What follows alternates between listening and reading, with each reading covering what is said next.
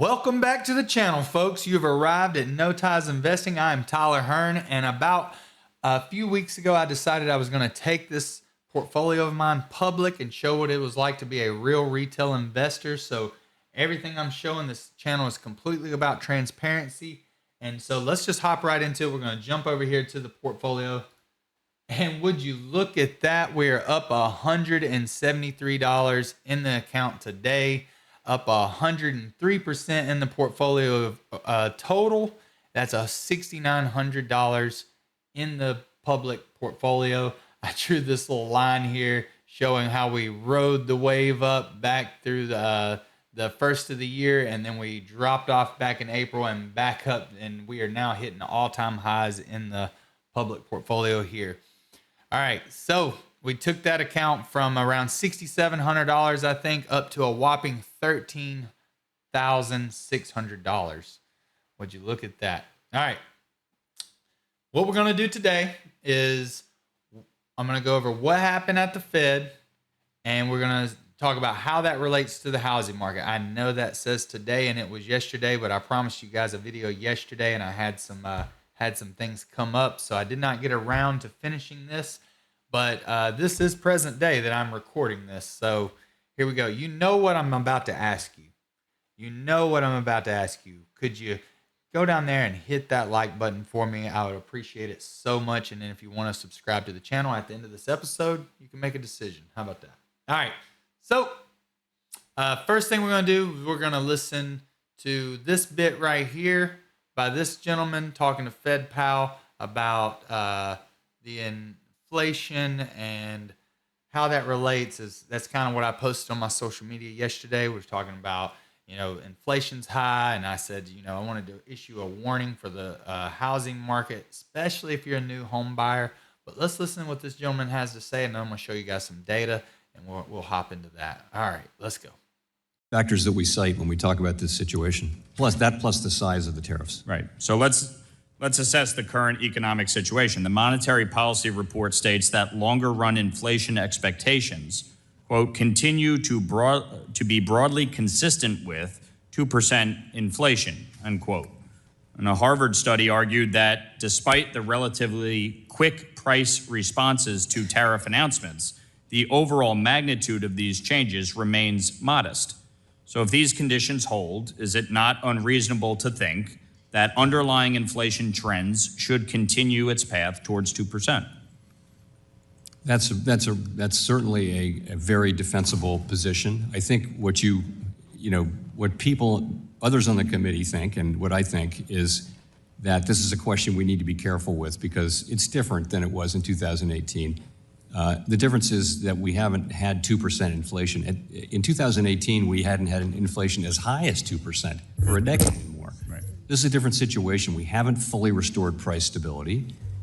Let me pause him right there. So I'll just skip over this. All right. So he just said in 2018 we didn't have 2%. Well, I got this information right here from the U.S. Bureau of Labor Statistics. This refers to the inflation rates by calendar year. Back in 2018, it's showing 2.1, 2.2, 2.4, 2.5, everything. It was 2 across the board up until around here in December. So I don't know if this, I don't know if the data skewed or if he was confused. Leave me a comment. I'm like I said, I'm learning this stuff in real time for you guys or for myself, but I'm just recording and I'm just having a good time with this. So we'll pick up where he left off. Another shock, we have to be careful. If there's a meaningfully large and sustained inflation shock, we have to be careful about that. And so, I think we're just trying to be careful and cautious, and we really think that's the best thing we can do for the people that we serve. If that happens, we need to be there for it. And so, we're in a difficult situation in deciding exactly when to move. But again, if we continue to see inflation come in, and not prove up at the higher levels than we expect, then that would matter for our decision making. Chairman Powell, economist John Taylor once noted that the Federal Reserve should deviate from its own Taylor rule in the event of an oil shock, similar to the tariff scenario. A one-time price increase from an oil shock should not be accompanied with an increase in interest rates.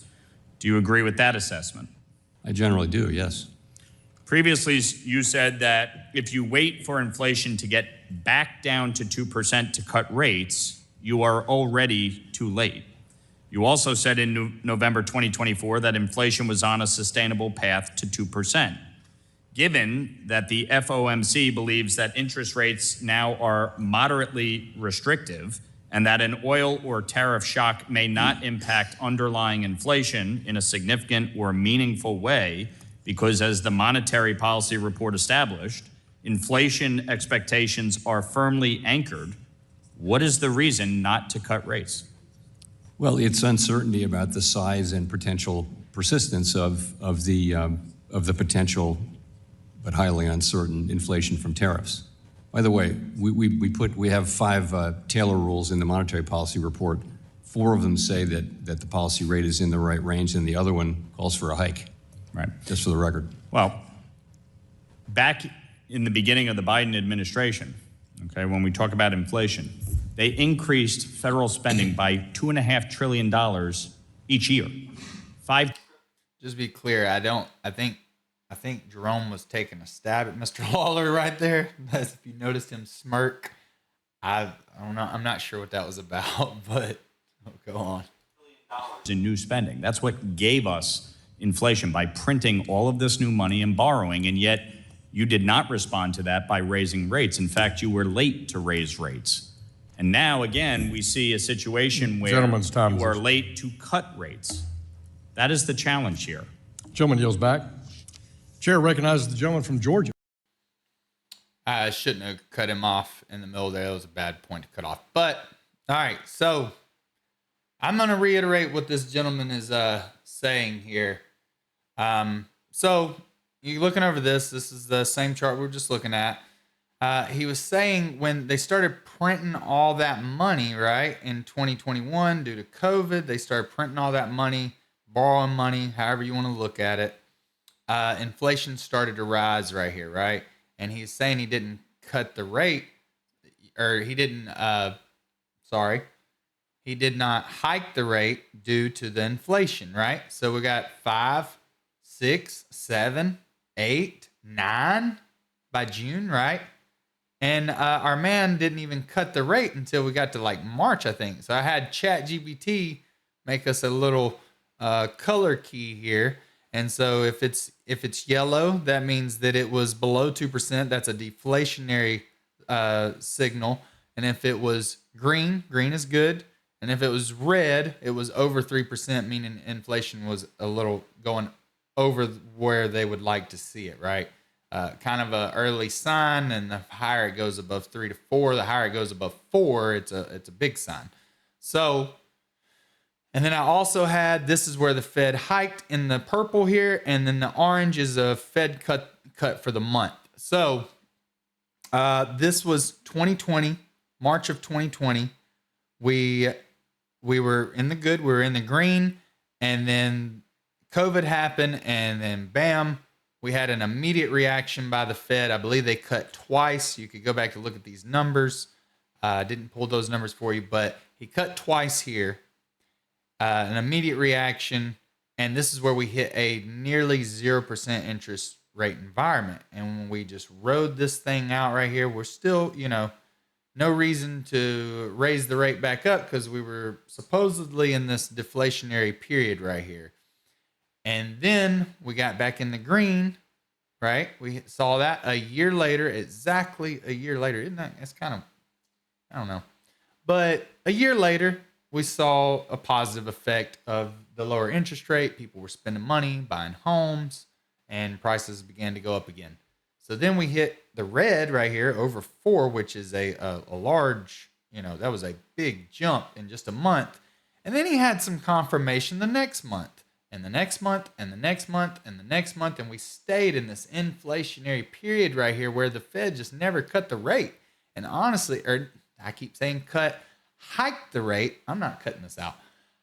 But he did not hike the rate throughout this whole period until we get to March of 2022, once we got to about 3 times the level of inflation of what you want to see. So that's what Mr. Lawler is bringing into question here. Like, why did you wait so long then?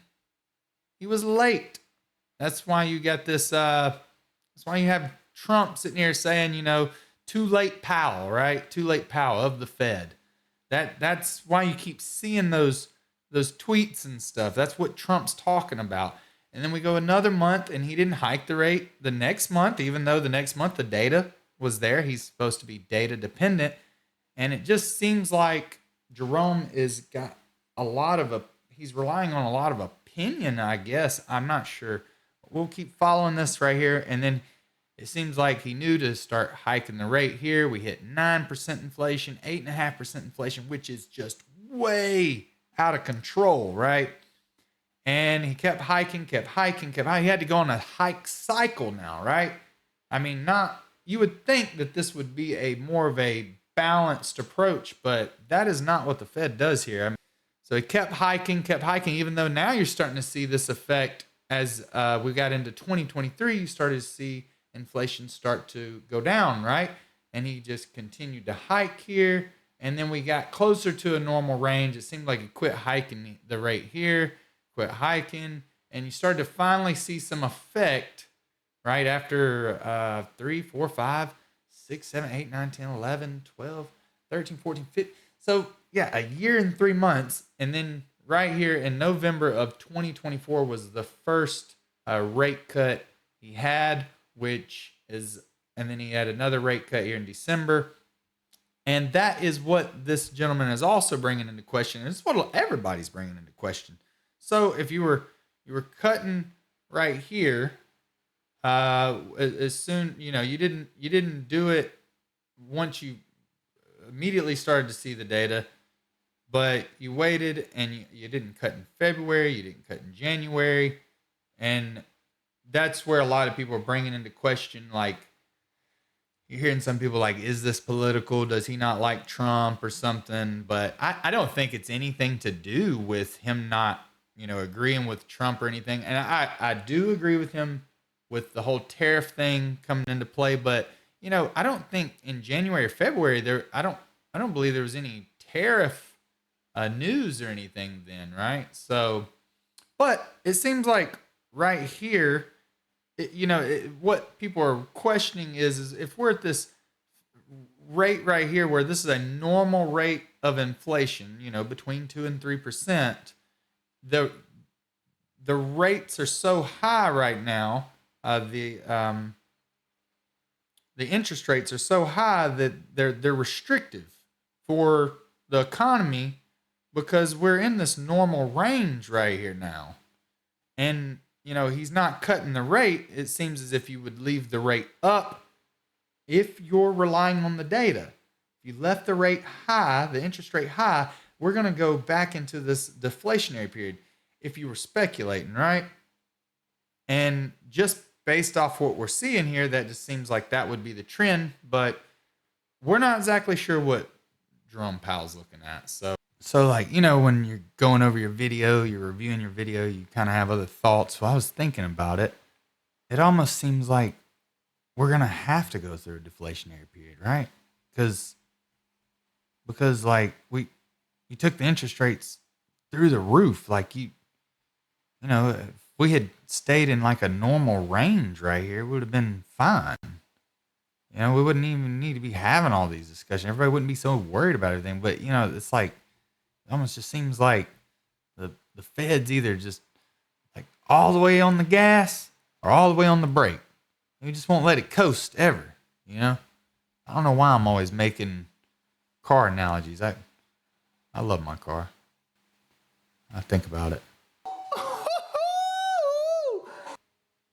Think about spinning tires on it, putting my foot all the way on the gas. Anyways, we're going to go ahead and jump into this one here with Mr. Kennedy. And he had a good question for Powell as well. Let's jump into that. Thank you, Mr. Chairman. Mr. Chairman, did I understand you to say that the reconciliation bill is the most extraordinary legislation you've ever seen? Did I hear that correctly? There may have been some lost in translation there. I understand. I was a little late. Tell me what tell me what the bond market's telling you. Bond market's fine now, functioning well. It's pricing, it's reacting to economic news. There's adequate liquidity. Rates have come down pretty significantly from where they were a couple months ago. So I think I think inflation expectations have come down a bit from April, and in general, the bond market is functioning well. Okay. Explain to me why we have seen in the last few months weakness in the dollar. That's a great question. And of course, the Treasury Department is responsible for the role of the dollar. So I don't know. I think I would go back to the thought that markets have been digesting an unusually challenging set of circumstances, and from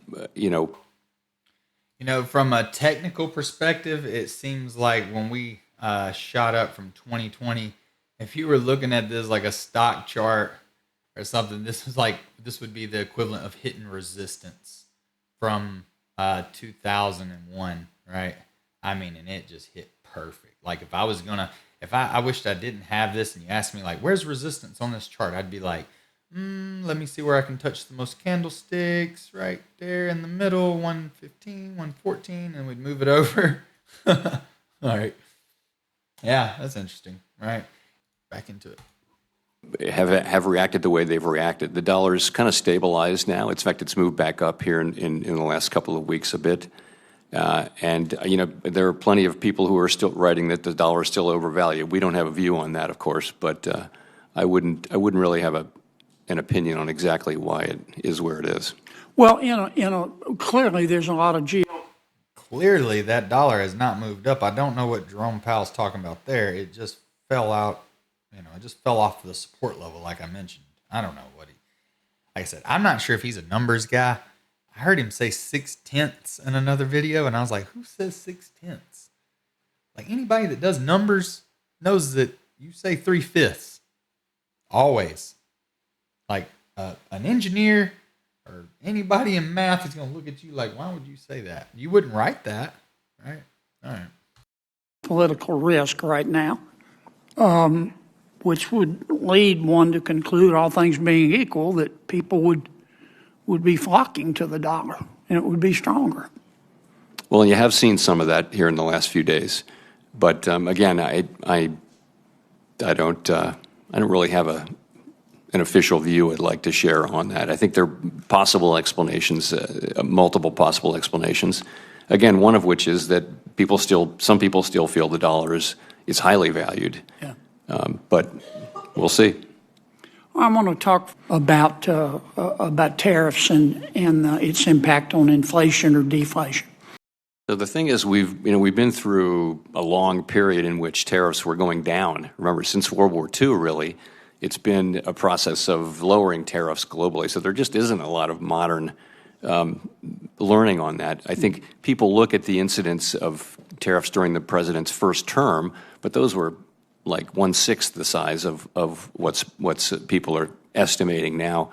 And they do find some effects on inflation. But remember, in 2019, when those tariffs were put into place, the economy was slowing. We actually cut rates 3 times. Inflation was running at 1.5%. So it was a very different time.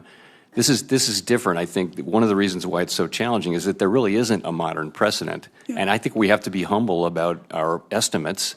And we are very open to the possibility that transmission through into inflation will be less than we think, or maybe more than we think, which is why we're in a position of wanting to take our time and make a smart decision as we see how this unfolds.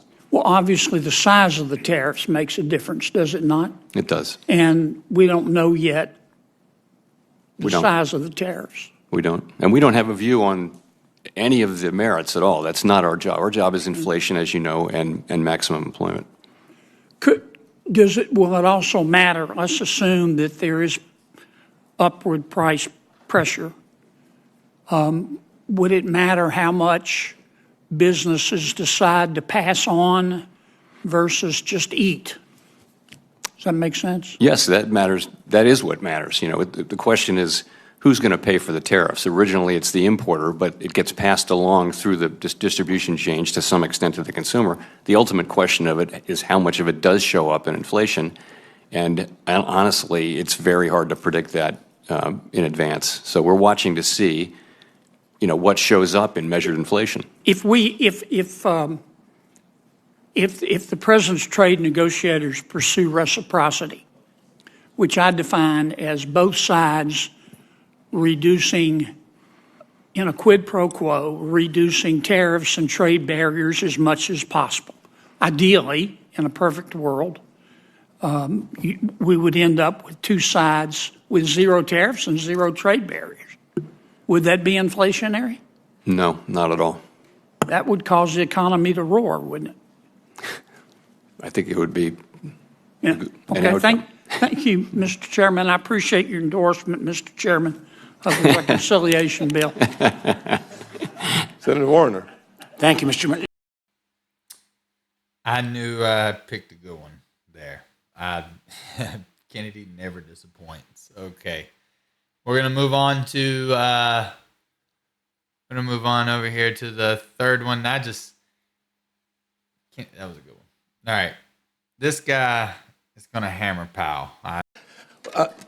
Chairman Powell, just want to make certain I understand this correctly. Control inflation and maximize employment. That's it. Two things, correct? Yes. So let's take one at a time. Maximize employment. Do you care if every American makes minimum wage or makes a livable wage? Is that something that factors into your thought process? In other words, if we have full employment, but most Americans are on substandard wages, does that change your calculus? Does it change my what? Calculus. In other words, is it full employment is full employment? Every American has a job, but they're making minimum wage versus having a family sustaining wage. Does that matter to the Federal Reserve? It would matter to the country a lot. I'm saying, does it matter to the Federal Reserve when you're making your decision? Honestly, we don't really have the tools to affect that. Right. So it doesn't factor in. Now that's different than us. The people of this country elect us to make certain that their wages are higher than inflation. And by the way, let the records show that real wages are up this year.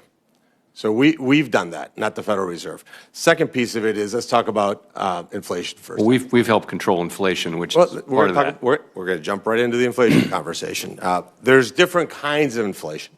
There's different causes. There's not witnesses to inflation. There's key actors to inflation. Would you agree? Sure. Okay. So let's talk about the actors. Did you comment during COVID lockdowns that was a bad idea, meaning that you're shutting down the entire economy? It's not a button. I hit the button, you can hear me. It's on and off. COVID wasn't that. We just shut down the economy. Any comments on that? Of course not. Okay, so you didn't comment on that. Vaccine mandates, something that my Democrat colleagues loved. If you don't get the vaccine, you're a terrible human being. You can't go to work. In fact, Joe Biden was overruled by the Supreme Court because he said that if you work in a company with more than 100 employees and you don't get vaccinated, the company has the ability to fire you, unless you prove that you're negative on COVID. That obviously is a supply chain shock, wouldn't you agree? If I'm running an assembly line and now I have to put my people 6 feet apart and now I have people quitting or not coming to work or I have to fire them, that's a supply chain shock, wouldn't you agree? Yes. Oh my gosh. Were y'all working anywhere in manufacturing or anything when that crap broke out? I was working at TKE and they took the lunchroom away. That crap was devastating. I was like, dude, what? We're going to go get food somewhere. What's it matter if we're getting it here? If we're getting it over here at the gas station, the difference is it sucks over there because the lunchroom at ThyssenKrupp in Middleton was awesome. I will say that. Those lunchroom ladies put their hearts into that food and they took it away. I'm sorry, I didn't know this is where we were going, but. I mean, it's a medical thing that you. No, but it's a supply chain shock. George Washington. I'm not asking you to make a medical decision. I'm asking you to make a Fed decision on inflation. Way outside anything we would come. But it affects inflation because supply. It didn't. In fact. Are you saying that supply chain shocks don't affect inflation? They do, but that okay, they do. Didn't. So that's clearly one. If you ban the export of liquid natural gas, which is going to cause the commodity price to go up, would that the supply shock not also cause inflation? Potentially could. Yeah. So, and now the ranking member loves to talk about billionaire corporations, that are going to get away with paying taxes, right? Who pays corporate taxes? Like, who pays it? Is it like some obscure Wizard of Oz character behind the curtain that is a corporate entity that pays taxes? Who pays taxes? I mean, ultimately, it's shareholders and customers. So I'm going to read you a line. You tell me this is accurate. On taxes, it's not possible to know in advance precisely how the costs will be shared for taxes. I added Correct. that. I would but agree. it is highly likely that consumers will pay a meaningful share. Meaning if the ranking member has her way, let's just tax corporations at 100%. Why not? Be fantastic, right? Oh, nobody would want to start a company, but that aside, that cost would be added to consumer products, correct? A tax or a tariff? What are you talking about now? If the income tax for American corporations goes up, they will share that tax burden with their consumers. True or false? Yeah, ultimately. Yeah. So then taxes do raise inflation, but you don't comment on. I mean, they haven't. And though. you don't. That's But you just don't. not true. I mean, empirically, it's not true. The chairman's going to beat me up in 56 seconds. So, but you sent me a very nice letter, which I appreciate. And it says the Federal Reserve plays no role in commenting on trade policy. So you don't comment on supply shocks. You don't comment on tax policy, which clearly affects inflation. You don't comment on demand pull. You just said now that we should forgive student debt. Why is a person that goes to Harvard, that gets a gender studies major, pays Harvard obscene amounts of money because professors are grossly overpaid there, is that person better than a working class Ohioan that is a plumber but can't afford a car because interest rates are too high and car prices have gone up? Why don't we forgive that person's car loan instead of forgiving their student loan? But you don't comment on that. You comment on tariffs. So I'm going to just show you. I don't comment on tariffs at all, actually. I comment on only inflation. commented on tariffs. You've I'm only not commenting on the tariffs. wisdom of tariffs. He's not wrong. He's not wrong. And look at this chart he's pulling up here. This is where, when I saw this, I was like, let's get his whole bit. The chairman's over there in the conversations. I'm going to show you a chart here. This is car prices. I'm paying attention, however. This is car prices since this year. Car prices are down. Car prices are down. Inflation in America is down. We got elected by millions of voters. You got elected by one person. He doesn't want you to be in that job. And you are costing this government $400 billion a year by refusing to lower interest rates. Nobody in this chamber has that kind of power to have a $400 billion impact on this economy, on our deficit. And I just think that you should consider whether you're really looking at this from a fiscal lens or a political lens, because you just don't like tariffs. Senator Warnock is next. Thank you, Chair Scott. Thank you, Chair Scott. And That is the concern. Everybody's starting to wonder, is this guy compromised? I guess. That's what he's insinuating. I'm not insinuating that. That's what that man just said. So how does all this inflation and stuff relate to the housing market, as I had mentioned before? Okay, so here's a chart which says, see the income needed to buy a typical U.S. home versus to rent in 2025. They're showing us that, it's 100. You need about $116,000 to be purchasing what a average home costs in the U.S. right now to afford the payment. And if you can't do that, then you need to be making somewhere in between there to get something less than the average home. So you'd have to downgrade, or you just have to buy less. And in order to rent, the average rent would be $64,000 a year. And that's for the whole country. Obviously, by different areas would be different. Right here, this is basically a chart showing 52% can only afford a home up to $200,000, and above that, the next group would be 23% between $200,000 and $300,000, and then as you go right here, you can see the housing prices. This would be the income you need to purchase a $200,000 house, income you need to purchase a $300,000 house, and so on right here to a $400,000 house. That come from Mortgage Research and Network. Assumptions are on a 30-year fixed conventional loan, 5% down at 6.87%, which is about where we're at now. So it says here the housing gap widens as more families confront fewer homes. So there's still a supply shortage in the U.S. Demand for housing across the U.S. is growing faster than supply as the population expands. The young adults leave their family homes. In the past decade, some 8.5 million single-family homes were completed, about half of the 15.6 million new homes that were formed, according to. And then if we move over here to Toll Brothers, so this is one of the biggest home builders in the U.S. Recently, as of May 21st, 2025, net signed contracts were 2,650, a 13% decline year over year, and we're below the estimates of 3,000 units. So that's interesting. So, people are just not building, you're not getting, because I mean, if it's expensive to buy a home, it's even more expensive to build a home, right? All right. And to reiterate the gentleman's point earlier, he's talking about, productivity versus hourly pay.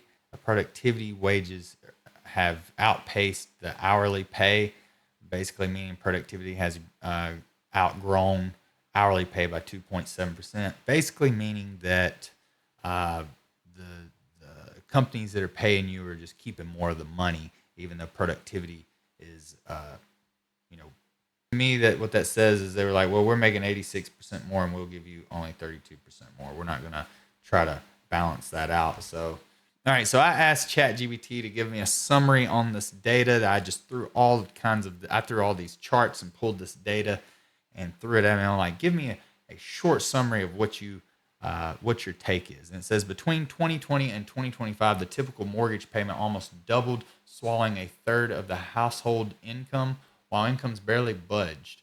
With a 6 million home supply shortfall and a mortgage payment still 38% higher than rents, today the housing market isn't just pricey, it's fundamentally out of sync with wages and supply. So that's ChatGPT. I pay for that now, and that's I do have a proposal for the Fed, but I mean, I was talking about this right here. I was talking about this. It just didn't seem like this. Just seemed like, I don't know. Like, I call this being asleep at the wheel.